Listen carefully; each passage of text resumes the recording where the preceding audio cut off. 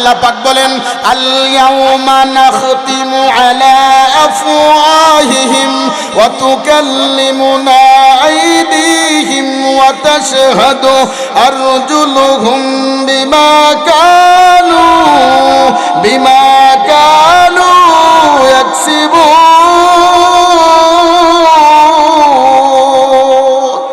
আল্লাহ পাক রব্বুল আলামিন বলেন এক নম্বর গোয়েন্দা হলো আমার হাত, দুই নম্বর গোয়েন্দা হলো আমার পা, তিন নম্বর গোয়েন্দা হলো আমার চক্ষু, চার নম্বর গোয়েন্দা হলো এই কান, পাঁচ নম্বর গোয়েন্দা হলো এই জিহ্বা। আল্লাহ তাআলা বলবে খতামাল্লাহু আলা কুলুবিহিম, অন্তরকে মোহর মেরে দিবে, জবানকে মোহর মেরে দিবে। এই জবান দিয়ে কেউ কথা বলবে না, হাত সাক্ষী দিবে, পা সাক্ষী দিবে, কান সাক্ষী দিবে, এই চোখ সাক্ষী দিবে। চোখ দিয়া বলবে কি আল্লাহ, এই যুবকগুলির গান না শুনিয়া, টিভি না দেখিয়া, খেলা না দেখিয়া, ওই তাফসির মাহফিলে যাইয়া আলেমের দিক নেক নজরে তাকাইছে, কোরআন কোরআন দেইকা দেইকা পড়েছে। আল্লাহ কয় কি যা তোরে মাফ করে দিলাম। হাত ডাইকা ডাইকা বলবে আল্লাহ, এই হাত দিয়া ইসলামের জন্য তরবারি ধরেছে, হতমে নবুয়তের আঘাত করার জন্য হাত দিয়া থাপ্পড় মেরেছে, এই হাত দিয়া আলেমদের সঙ্গে মুসাফাহা করেছে, এই হাত দিয়া কুরআন ধরে ধরে পড়েছে। এই কান ডেকে বলবে আমার কথা না, আল ইয়াউমা নাখতিমু আলা আফওয়াহিহিম ওয়া তুকাল্লিমুনা আইদিহিম। কান ডেকে ডেকে বলবে, কান দিয়া গান শুনি নাই, ডিজে গান শুনি নাই, বিভিন্ন ফাইসা গান শুনি নাই, এই কান দিয়ে কোরআনের তেলাওয়াত শুনেছে, এই কান দিয়া হাদিসের তেলাওয়াত শুনেছে, এই কান দিয়া বয়ান শুনেছে। ও চাঁদপুরের মুসলমান, কান সাক্ষী দিবে। আর কান যদি বলে আল্লাহ এই কান দিয়া ডিজে গান শুনেছে, গান শুনেছে, আল্লাহ তাআলা সীসা ডালিয়া দেবে, ওই সীসা যেদিক দিয়া দিয়া খুশিয়া পড়বে।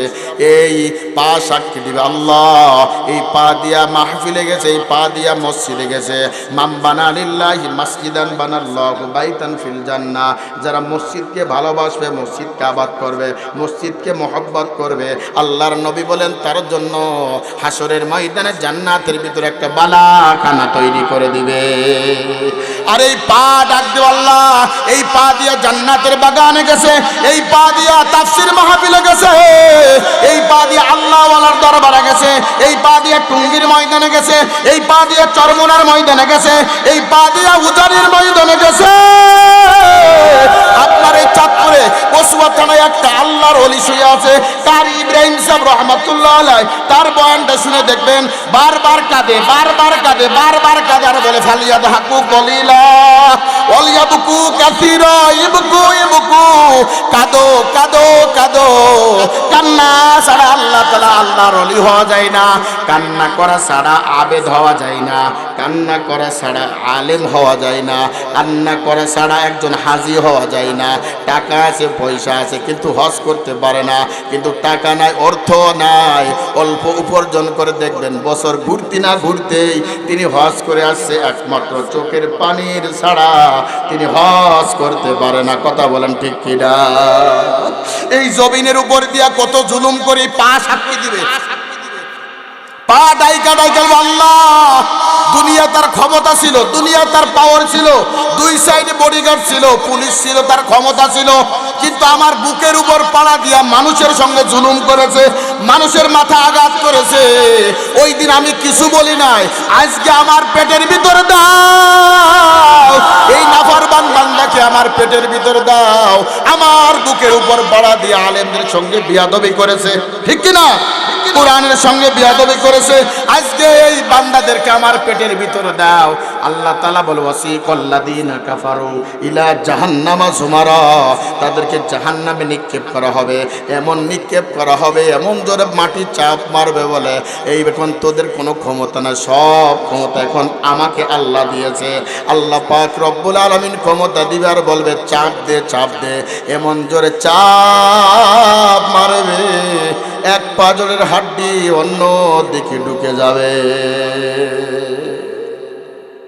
ভয় করব কার?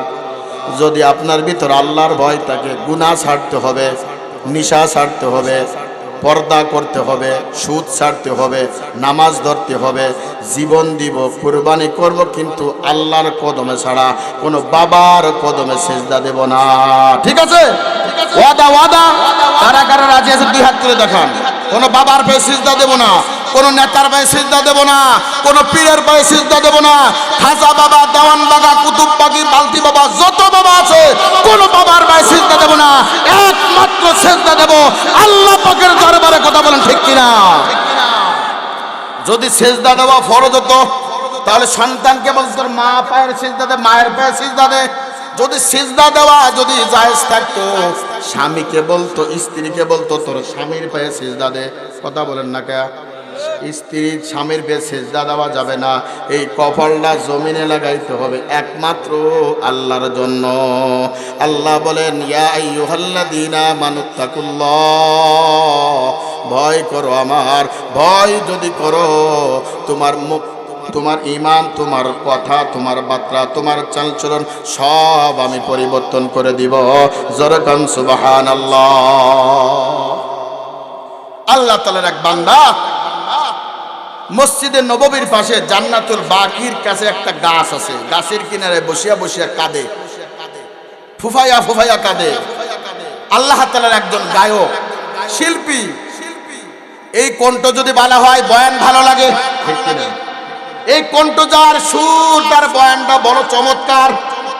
আল্লাহ তাআলা কণ্ঠ দিয়ে ঈমান পরীক্ষা করে না, টাকা দিয়ে ঈমান পরীক্ষা করে না। ঈমান পরীক্ষা হয় আমল, ইখলাস ওয়াল আমলের কারণে। কথা কন না কে? এই কণ্ঠ যদি ভালো হয়, অনেক যুবক চার দোকানে আড্ডা দিচ্ছে, যশোরী হুজুরির যদি কণ্ঠ ভালো হয়, টান যদি ভালো মারে, তাহলে যাব নাই, যাব না। এই বয়ান শোনার দরকার না এমন যুবক থাকলে, এমন বাবা থাকলে থাকার দরকার নাই। হুজুর যাই বলুক আর বলুক, কোরআন এবং হাদিসে যা বলবে আমল করার জন্য চেষ্টা করব।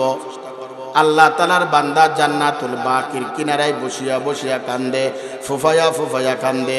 একদিন নয়, দুই দিন নয়, 30টা বছর কোনো দিন তিনি আল্লাহ তাআলার ইবাদত করে নাই, গোলামি করে নাই। তিনি গায়ক, গান গায়ে বেড়াইতো, দালে দালে গান গাইতো, অলিতে গলিতে গান গাইতো। গান শুনলে মানুষ টাকা দিত, গান শুনলে, গানের টান দিলে টাকা দিত। এত সুন্দর কণ্ঠ ছিল তার। ও যুবক, ও যুবক, তোমার কণ্ঠ ভালো, চেহারা ভালো, তোমার জন্য মহিলা পর্যন্ত পাগল হয়ে যায়। তোমার চেহারা দেখে তোমার মহিলারা মেসেজ দেয়। কথা কন না কে? এখন তো ফেসবুক একটা হলো আদালত, ছেলেই ছেলেই প্রেম করে, মেয়েই মেয়ে প্রেম করে, খবরও থাকে না, খবরও থাকে না। গত বছর আমি মাহফিলে গেছি, দিঘিনাল একটা জায়গা, খাগড়াছড়ির দিক। 60 বছরের এক বুড়ো আমার কাছে আসছে, হুজুর দোয়া করেন। বলে কেন? ফেসবুক চালানো শিখতেছে। কি চালানো শিখবে? ফেসবুক চালাবে, এরপরে দোয়া চাই। গজব না? গজবে ভরা, গজবে ভরা। ফেসবুক হলো গজব। এই আঙ্গুল দিয়া কত সুন্দর করে টানে, কেউ টানে হালাল, কেউ টানে হারাম। কথা কন না কা? মেয়ের চেহারা দেখলেই সস করে, ফাঁক দিয়ে এইভাবে দেখে, মুরব্বীরা এইভাবে এইভাবে, মনে হয় কি সুন্দর নাতি আমার জন্য দাঁড়ায় আছে। আল্লাহ তাআলার বান্দার কণ্ঠটা বড় চমৎকার। গানের টান দিলেই মানুষ অলিতে গলিতে বের হয়েছে, টাকা দিত। একদিন নয়, দুই দিন নয়, 30টা বছর কণ্ঠ বেছে বেছে খাইছে। আল্লাহ তাআলার ইবাদত করে নাই। তিনি মনে করেছে কণ্ঠ দিয়ে সারা জীবন চলব। কণ্ঠ দেওয়ার মালিক কে? আরো জোরে বলেন, কণ্ঠ দেওয়ার মালিক কে? ওই একটা মেশিন আছে, 2-2.5 ঘন্টা চালাইলেই মেশিন গরম হয়ে যায়, বাতাস দিয়া লাগে। আর আমার আপনার এত সুন্দর কণ্ঠ দিচ্ছে, ঘন্টার পর ঘন্টা কথা বলি, সাপ্লাই দিই। সাপ্লাই দেয় কে? কে দেয়? আওয়াজ করে বলুন, কে দেয়? কত সুন্দর গিরিজ দিয়ে রাখছে, কোনোদিন তো পরিবর্তন করা লাগে নাই। কত সুন্দর আঙ্গুলের ভিতর, গিরার ভিতর গিরিজ দিয়া রাখছে, পরিবর্তন করা লাগে নাই। সাইকেলে যদি 2-1 দিন গিরিজ না দিই, ক্যাশ ক্যাশ শব্দ হয়। কথা কন না কা? তালা লেগে যায়। আমার এমন দয়ার মাওলা, কেমনে ভুলিয়া গেলি বাজান? কেমনে আমার রব রে ভুলিয়া গেলি? কেমনে আমার মালিক রে ভুলিয়া গেলি? আল্লাহ তাআলার বান্দা একদিন নয়, 2 দিন নয়, 30টা বছর ধরে আল্লাহ তাআলার ইবাদত করি নাই, গান গাইতো, কণ্ঠ বেছে বেছে গাইতো। গানের টান দিলে মানুষ দৌড় মারতো, মহিলা পর্যন্ত টাকা দিত, কানের দুল খুলিয়া দিত, নাক ফুল খুলে দিত। তিনার মনের ভিতরে একটা শয়তানে ওয়াসওয়াসা দিয়ে দিল, এই কণ্ঠ দিয়ে তুই বেঁচে খা, আল্লাহর ইবাদত করা লাগবে না। একদিন নয়, 2 দিন নয়, 30 বছর পরে বৃদ্ধ হয়ে গেছে, তার কণ্ঠ আর ভালো না। যৌবনের কণ্ঠ আর বৃদ্ধর কণ্ঠ পার্থক্য আছে, কথা কন না কা।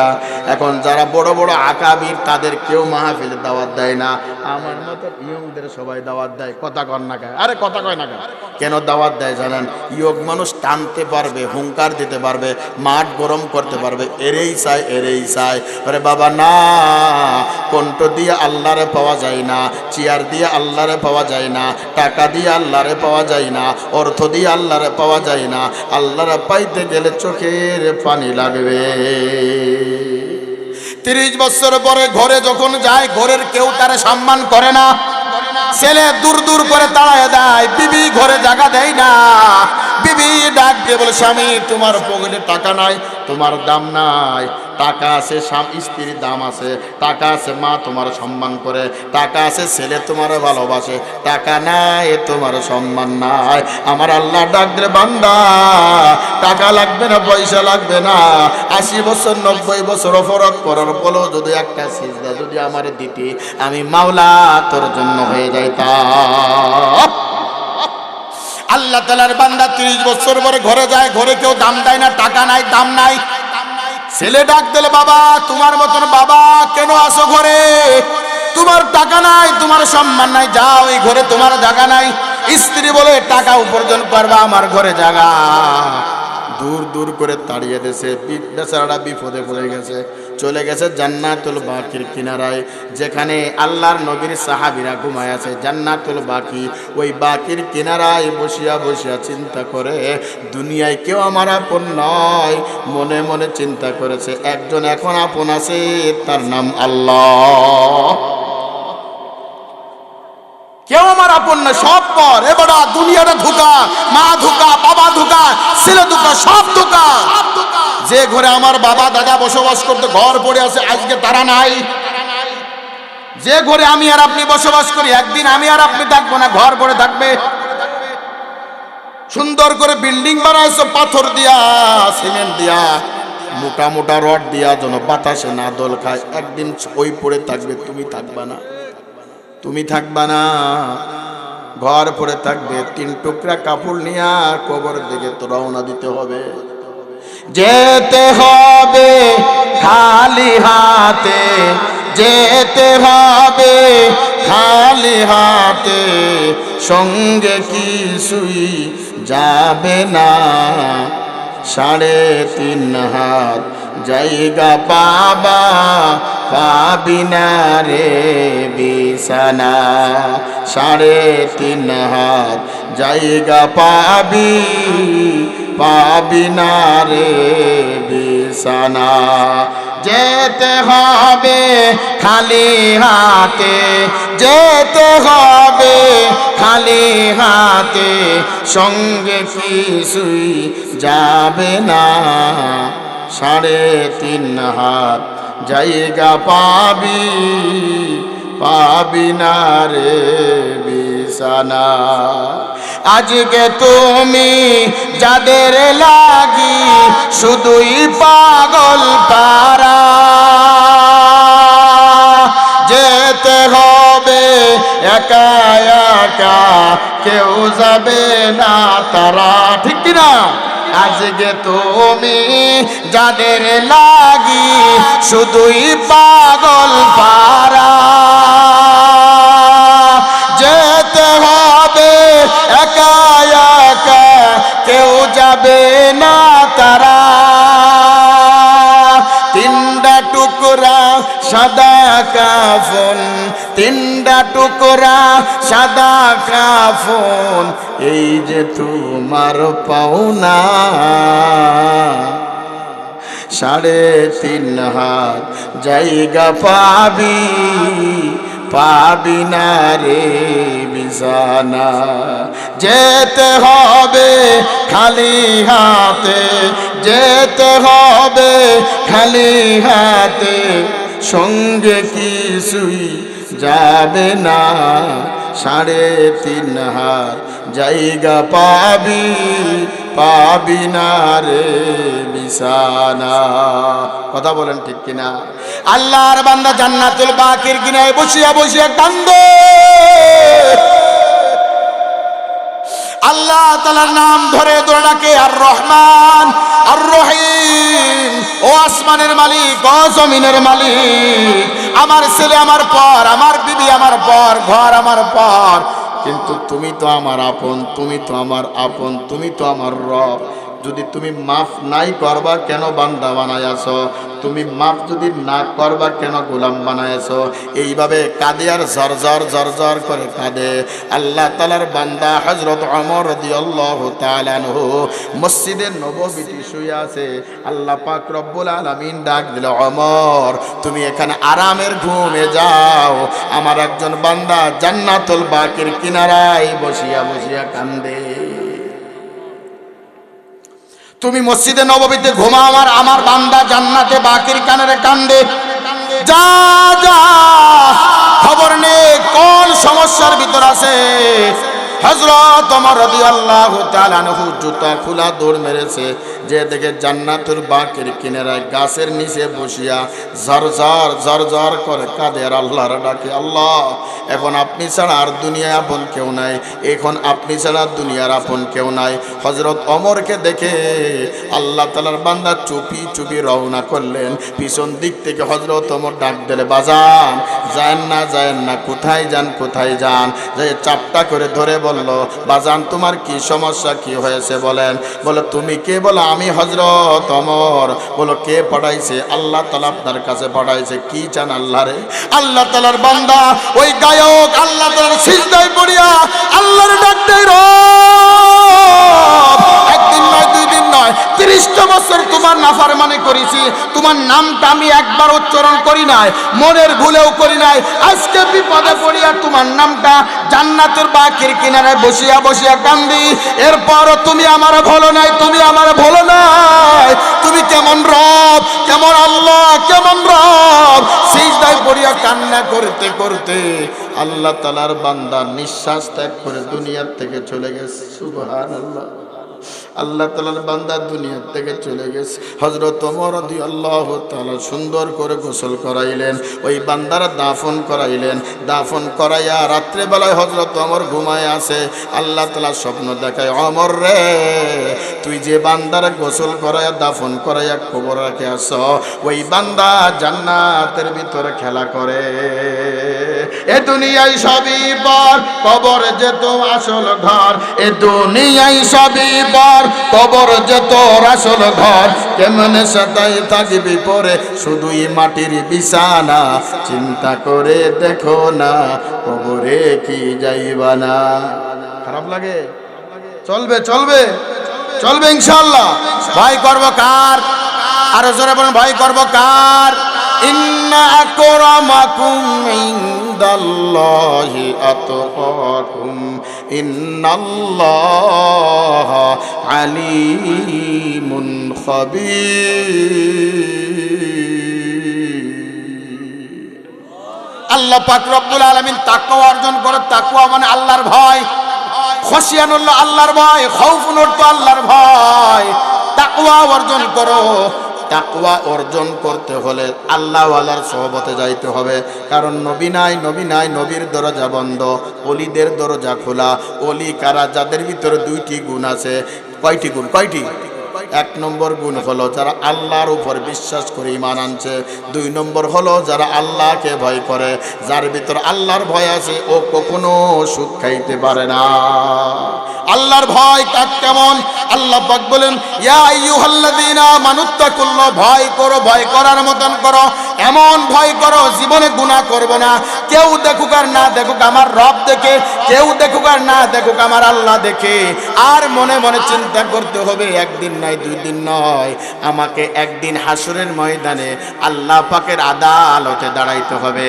আল্লাহ পাক রব্বুল আলামিন বলেন, ওয়ালিমান খাফা মাকাম রাব্বিহি জান্নাতান। আল্লাহ পাক রব্বুল আলামিন বলেন, যারা আল্লাহর আদালতে দাঁড়াবে, আল্লাহর সামনে দাঁড়াবে, আল্লাহর সামনে দাঁড়ায়া হিসাব দেবে, এমন ইরাদা এমন ওয়াদা যদি থাকে, আল্লাহ পাক রব্বুল আলামিন বলেন তাদেরকে 2টি জান্নাতের মালিক বানায়া দিবে। মসজিদে নববীতে আল্লাহর নবী বয়ান করে, মসজিদে নববীতে আল্লাহর নবী বয়ান করে। একজন সাহাবী আল্লাহর নবীর বয়ান শোনার জন্য পাগল। ও যুবক, কোথায় রওনা করলা? কি নিয়ে রওনা করলা? দুনিয়াটা কিছুই না রে যুবক, দুনিয়াটা মিথ্যা, দুনিয়াটা মিথ্যা। দুনিয়া তোরে রক্ষা করতে পারবে না, দুনিয়া তোরে বাঁচাইতে পারবে না। আল্লাহ তাআলার বান্দা মসজিদে নববীতে যায় বয়ান শোনে, বয়ান শোনে উঠিয়ে আবার চলে যায়। কারণ ওই আল্লাহ তাআলার বান্দার বাবা ছিল একজন অসুস্থ। মসজিদের নববী থেকে তার বাড়ি একটু দূরে, নামাজ পড়েই দৌড় মারে, নামাজ পড়েই দৌড় মারে। ওই হযরত ওমর রাদিয়াল্লাহু তাআলা যুবকরে দেখি ভালোবেসে ফেলেছে, আল্লাহর নবীও মোহাব্বত করে। ওই মসজিদের নববী থেকে তার বাড়ি একটু দূরত্ব, ফাঁকা জায়গা ছিল। ওই ফাঁকা জায়গার ভিতরে একজন মহিলা বাস করত। ওই মহিলা জিনার জন্য বারবার ওই যুবকরে ডাকত। একদিন যুবক ফান্দে পড়ে গেল। ফান্দে পড়ার সঙ্গে সঙ্গে ওই মহিলার বাড়ির দিকে রওনা। ওই যুবক যখন বাড়ির ভিতর প্রবেশ করবে, হঠাৎ করে কে যেন যুবককে আওয়াজ দেয়, ও যুবক তুই আল্লাহরে ভয় কর। ইয়া আইয়ুহাল্লাযীনা আমানুত্তাকুল্লাহ, আল্লাহরে ভয় কর। তোর দুনিয়ার কেউ বাঁচাইতে পারবে না, দুনিয়ার কোনো নেতা বাঁচাইতে পারবে না, কোনো বাবা বাঁচাইতে পারবে না। আল্লাহরে ভয় কর। কই যাও, কই যাও? গুনাহ করার জন্য কই যাও? এই কথা বলার সঙ্গে সঙ্গে আল্লাহ তাআলার বান্দা জমিনে লটাইয়া পড়েছে, অজ্ঞান হয়ে গেছে। মহিলা চিন্তা করলো, হাই হাই, এই অবস্থায় যদি মারা যায় আমার ফাঁসি হবে, এলাকার লোক আমার দোষারোপ করবে। আল্লাহ তাআলার বান্দারে বাবার কাছে দিয়ে পড়াইলেন। দুইজন যুবকরে বললেন, এই যুবকরে নিয়ে যাও তার বাড়ির সামনে। বাবা অসুস্থ, প্রত্যেক দিন চলে আসে রাতের বেলায়, কিন্তু সকাল হয়ে যায়, সন্তান তো এখনো বাড়ি আসে না। বাবা ঘুমাই না। দেখবেন এই মাহফিল শেষ করার পরে ছেলে ঘুমায়া পড়বে, বিবি ঘুমায়া পড়বে, কিন্তু একজন ঘুমাবে না, তার নাম হলো মা। তার নাম হলো মা। যদি মা অসুস্থ হয়ে থাকে, যদি প্যান্ডেল আসতে না পারে, তুতা পাখির মতন দরজার কাছে এইভাবে বসিয়া বসিয়া অপেক্ষা করে সন্তানের জন্য। কখন আমার সন্তান বাড়িতে আসবে, কখন আমার সন্তান একবার মা কয়ে ডাক দেবে। একটা মা ডাক শোনার জন্য তুতা পাখির মতন ঘরের কোনায় বসিয়া ডাকে। আর এই সন্তান, এই ছেলে নতুন বিবি পাইয়া, নতুন শ্বশুর শাশুড়িকে পাইয়া, ওই শ্বশুর শাশুড়িকে আব্বা জান আর আম্মা জান কয়, আর তোমার মারে মা কয়ে ডাকতে শরম লাগে। বিদেশ থেকে সন্তান, বিদেশ থেকে টেলিফোন করে বলে, কি বিবি তোমার জন্য কি লাগবে বলো, কি লাগবে বলো। বিবি একটা বিশাল বড় একটা তালিকা দিয়েছে, আমার এই এই লাগবে, বিদেশ থেকে আসার সময় এই এই লাগবে। শ্বশুর ডাক দে কয়, জামার তো যাবা না, তুমি আমার জন্য নতুন শাড়ি আনবা। শাশুড়ি কয়, আমার জন্য অনেক কিছু আনবা। শ্বশুর শালা সবাই চায়, মোবাইল চায়। কিন্তু মায়ের কাছে ফোন করেছে, মা গো তুমি তো আমার পেটে ধরেছো, কত লাথি মেরেছি, গোতা মেরেছি রে মা, তোমার কারণে আজকে বিদেশ লক্ষ লক্ষ টাকা কামাইছি রে মা, তোমার কি লাগবে, তোমার কি লাগবে। ওই সন্তান কথা শোনার সঙ্গে সঙ্গে মা ডাক দিল, কি বাবা আমার কিছুই লাগবে না, তুই সুস্থ অবস্থায় তুই আমার সামনে আস, তোর চেহারাটা দেখলে আমার সব ভরে যাবে। এই সন্তান কেমনে নেব, ধারণ করো মায়ের সঙ্গে। সর্বপ্রথম যখন সন্তানের মা ডেলিভারির ঘরে যায়, গোপনে গোপনে মাসা শাশুড়িকে ডাক দেয়, শ্বশুরকে ডাক দেয়, স্বামীকে ডাক দেয়, বলে স্বামী এই চাবি তোমাকে দিয়ে দিলাম। বলে কেন? বলে এমন ঘরে যায় যে ঘরে কেউ ফিরে আসে, কেউ ফিরে আসে না। আমি মনে হয় বাঁচবো না, কারণ আমার পেটের অবস্থা আমি ভালো জানি, এত যন্ত্রণা আর সহ্য হয় না রে স্বামী, মাফ করে দিও, খেদমত করতে পারি নাই। শ্বশুর শাশুড়ি কাঁধে বলে, কি মা গো মাফ করে দিও, আমি ঘরে যাই। ডেলিভারি ঘরে যখন মা, আমার আপনার মা যাওয়ার সঙ্গে সঙ্গে ডাক্তার একটা চেক আপ করে একটা টেস্ট দেয়, টেস্ট দিয়ে দেখে সন্তান বড় বিপদে আছে। এখন যদি সন্তানকে বাঁচাই মা বাঁচবে না, আর যদি মাকে বাঁচাই সন্তান বাঁচবে না। স্বামীকে ডাকছে, বলছে স্বামী তোমার তো স্ত্রী, বলে জি। বলে এমন পর্যায়ে তোমার সন্তান, সন্তান বাঁচাইলে মা বাঁচবে না, মা বাঁচাইলে সন্তান বাঁচবে না। দেখবেন ওই স্বামী বলবে কি, ছেলে মারা যায় যাক, গাছ থাকলে ফল পাওয়া যাবে। কথা কন না কা, আয় কথা কন না কা, গাছ থাকলে ফল পাওয়া যাবে, দরকার হলে ছেলে মারা যায়, আমার বিবি যেন মারা না যায়। ও চাঁদপুরের মুসলমান, ও যুবক, ওই মা স্বামীকে ডাকতে বলে কি, স্বামী তোমার কানে কানে ডাক্তার কি বলে গেছে সত্যি করে বলো। বলে তোমাকে বলতে নিষেধ করেছে। বলে বলো, শুনতে মনে চায়। স্বামী ডাক দিয়ে বলে তোমার সন্তানটা যে পর্যায়ে আছে, তুমি বাঁচলে তোমার সন্তান বাঁচবে না, তোমার সন্তান বাঁচলে তুমি বাঁচবা না। তুমি কি বলো? বলো আমি বাঁচতে চাই না, আমার সন্তানকে তুমি বাঁচাও। কি মা, কি মা, মায়ের মতন আপন দুনিয়ার কেউ নাই, মায়ের মতন আপন দুনিয়ার কেউ নাই। ও যুবক, 20 বছর 40 বছর অপরাধ করেছো, মায়ের সঙ্গে কথা বলো না। আজকে বাড়িতে যাইয়া রাতের বেলায় মায়ের কাছে যাইয়া মার পাউডা জড়াই ধরে বলবি, মা মাফ না করা পর্যন্ত পাও ছাড়বো না, পাও ছাড়বো না। বাবা মাফ না করা পর্যন্ত পাও ছাড়বো না। দেখবা পাষাণ দিলের মা, সত্য দিনের মা, মা ডাক দিয়ার সঙ্গে সঙ্গে জড়াই ধরে বলবে, আয় রে সন্তান আয়, 20 বছরের ব্যথা 40 বছরের ব্যথা আমি মাফ করে দিলাম। জোরে কোন সুবহানাল্লাহ। মা কি জিনিস যার মা নাই সে বোঝে, বাবা কি জিনিস যার বাবা নাই সে বোঝে। আল্লাহ পাক রব্বুল আলামিন বলেন, ওয়াকুনু মা'আস সাদিকিন, সাদিকিন সালিহিনদের বন্ধু হও। সাদিকিন সালিহিন কারা? যারা সত্যবাদী। সত্যবাদী কারা? যারা কোরআনকে ভালোবাসে, হাদিসকে ভালোবাসে, আল্লাহ ওয়ালাদের কাছে যায়, মাহফিল ভালোবাসে, মক্তব ভালোবাসে, মসজিদ ভালোবাসে, মাদ্রাসা ভালোবাসে। ওরাই হলো সাদিকিন সালিহিন। এদের বন্ধু হও। এদের বন্ধু হলেই তোমার রাস্তাটা সহজ হবে। ইহদিনাস সিরাতাল মুস্তাকিম, রাস্তা সহজ হবে। আল্লাহ পাক রব্বুল আলামিন বলেন, কোরআন ওয়ালাকে, কোরআন পাখীদেরকে আল্লাহ পাক রব্বুল আলামিন সবথেকে দামি উঁচু মাকাম দান করবে। একজন কোরআনের হাফেজদেরকে একতলা দুইতলা নয়, 6666 তলার মালিক বানায় দিবে। আল্লাহর এক বান্দা ইমাম গাজালি রাহমাতুল্লাহ আলাইহি, আল্লাহর এক বান্দা কামালিয়াত, একজন আল্লাহর ওলি। এমন কোন ইবাদত করি নাই। ইমাম গাজালি রাহমাতুল্লাহ আলাইহি রাতের বেলায় স্বপ্ন দেখে, রাতের বেলায় স্বপ্ন দেখায়। ও ইমাম গাজালি, বলে জি। বলে কি হয়েছে রে রব? বলল আমার এক বান্দা, আমার এক বন্ধু একটা এলাকায় মারা গেছে, তুমি ওই ব্যক্তির জানাজা পড়াইবা, ওই ব্যক্তির দাফন তুমি করাইবা। ইমাম গাজালি রাহমাতুল্লাহ আলাইহি রওনা করলেন ওই ব্যক্তির জানাজা পড়ার জন্য, ওই বান্দার জানাজা পড়ার জন্য। আল্লাহ পাক রব্বুল আলামিন ইমাম গাজালি রহমাতুল্লাহ আলাইহিকে স্বপ্নের ভিতর দেখায়, রহমাতপুর এলাকায় আব্দুর রহমান নামের একজন লোক, আমার বান্দা, আমার বন্ধু, তার জানাজা কেউ পড়ায় না, তার দাফন কেউ করায় না, তার মাটি দিবে 3.5 হাত জায়গা কেউ দেয় না। তুমি নিজে যাবা, নিজের টাকা দিয়ে খরিদ করে আমার বন্ধুকে তুমি দাফন করাইবা। ইমাম গাজালি রহমাতুল্লাহ আলাইহি আস্তে আস্তে আস্তে আস্তে রহমতপুর এলাকায় গেলেন। রহমতপুর এলাকায় খবর নিলেন, ও আল্লাহ তাআলার বান্দা, এই রাত্রে আল্লাহ তাআলার কোন বান্দা মারা গেছে নাকি? বলে আমরা জানি না, আমরা জানি না, আমরা জানি না। ইমাম গাজালি রহমতুল্লাহ আলাইহি আস্তে আস্তে আস্তে আস্তে ওই রহমতপুর এলাকার লাশ পর্যায়ে একজন কাঠুরিকে প্রশ্ন করলেন, ও আল্লাহ তাআলার বান্দা, তোমার এই এলাকার ভিতর কোন বান্দা মারা গেছে?